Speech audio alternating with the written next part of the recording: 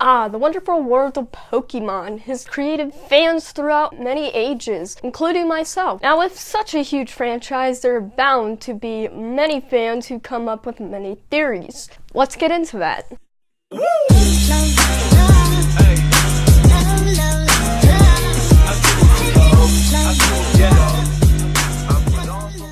Today, I want to talk about the 5 theories that I really enjoyed learning about through the Pokemon fandom.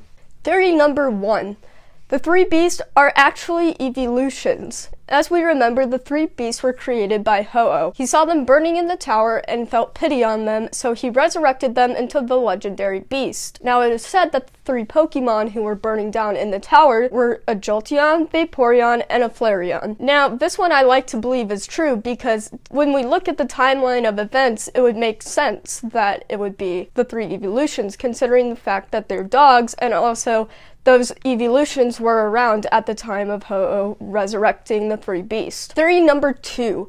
Ash was not actually Pikachu's first trainer. Now, this theory comes about because Pikachu's evolution timeline goes from a Pichu to a Pikachu to a Raichu. Now, the only time it would be a Pichu to a Pikachu was if it evolved through a trainer's love. Now, this theory gives us the insight that Pikachu had a previous owner because it would not be a Pikachu without being a Pichu first. We also see that Pikachu is very hesitant on trusting Ash in the first episode. This adds on to the theory because Pikachu's trust could have been betrayed by its first trainer. Now, how did Professor Oak get Pikachu? Well, it's said that maybe the first trainer actually had a very tragic accident, that Pikachu just thought maybe it left him. The other theory is that the trainer actually gave Professor Oak Pikachu because he didn't want him anymore. Theory number 3.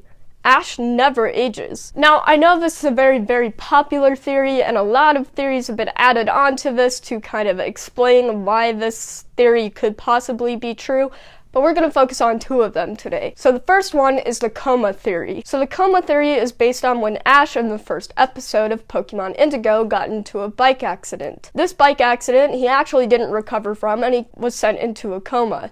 This would make sense because Ash would never age because he would not know what he would look like in the future, and all the people that he meets along the way are people that he manifests in his own mind.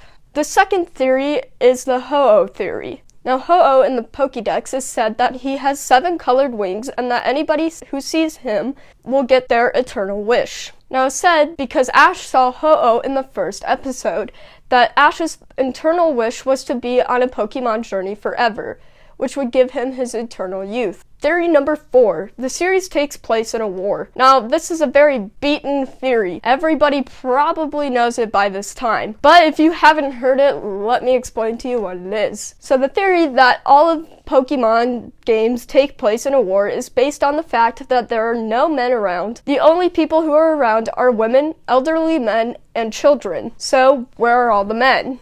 Well, they're off at war, of course. Before I go into the 5th theory, I wanted to list down some honorable mentions of theories, so enjoy.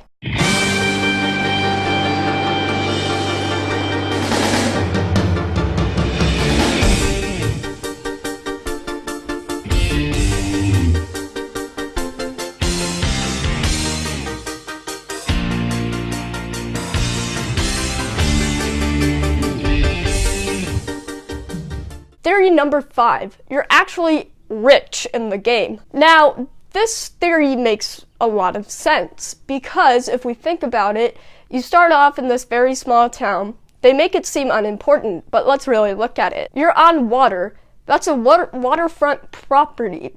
That's not cheap. It's also a very, very exclusive town which only has a few houses and a laboratory. It's also said to believe that your mother completely paid for your whole entire Pokemon journey because, first off, you go to the Poke Center and you never have to pay. Unless they have a really, really good healthcare in the Pokemon City, or you're just rich and your mother has already paid for your medical bills and expenses. It's also said that your mother purchased your first Pokemon from Professor Oak. Because honestly, why would Professor Oak just be giving out Pokemon to random 10-year-olds in this city? Doesn't really make sense. I mean, like, if I were Professor Oak, I'd probably charge people for their Pokemon. How is he gonna run that lab without any money? Well, that is all the Pokemon theories that I have for you guys today. If you guys did enjoy it, please do give it a big thumbs up. If you're not already, please subscribe down below. And don't forget to escape reality and play some games. I'll see you guys in the next video. Bye!